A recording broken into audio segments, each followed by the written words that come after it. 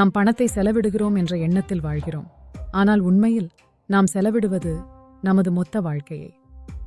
ஒவ்வொரு நாளும் காலையிலிருந்து இரவு வரை கடுமையாக உழைக்கிறோம், பணம் சம்பாதிக்கிறோம்.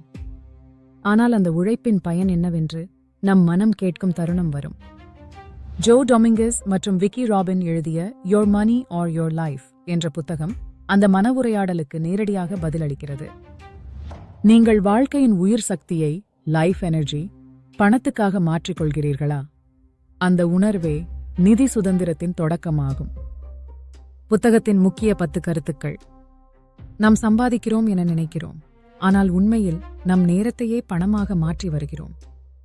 ஒரு பொருளின் விலை என்பது அதற்கு செலவிடும் ரூபாயின் மதிப்பு அல்ல, அது அந்த பொருளுக்காக நீங்கள் செலவிடும் உங்கள் வாழ்க்கையின் நேரமாகும். நீங்கள் செலவிடும் பணம் உங்கள் வாழ்க்கை மதிப்புகளுடன் ஒத்துப்போகிறதா என்பதை ஆய்வு செய்ய வேண்டும்.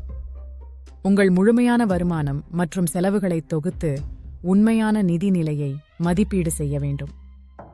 செல்வம் என்பது அதிகம் சம்பாதிப்பது அல்ல, தேவைக்கேற்ப வாழக்கூடிய மனநிலைதான் உண்மையான செல்வம்.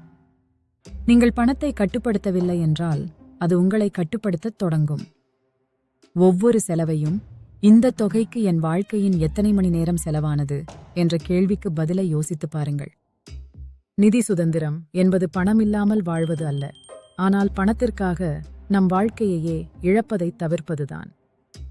பணத்தை சம்பாதிக்கும், சேமிக்கும், செலவிடும், முதலீடு செய்யும் முறைகளில் விழிப்புணர்வை கொண்டு வருவது மிகவும் அவசியம்.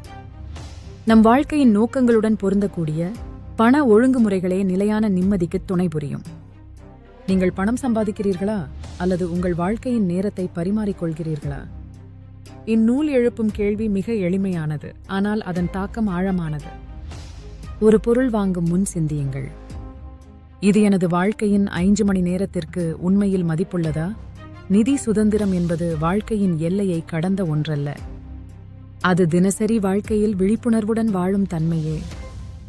இன்றே துவங்குங்கள். உங்கள் செலவுகளை சீர்படுத்துங்கள், உங்கள் நேரத்தை மதியுங்கள், உங்கள் பணவியல் பழக்கங்களை சீரமைக்கத் தொடங்குங்கள். நீங்கள் பணத்துக்காக வாழ வேண்டியதில்லை, உங்கள் பணம் உங்கள் வாழ்க்கைக்கேற்ப செயல்படச் செய்யுங்கள்.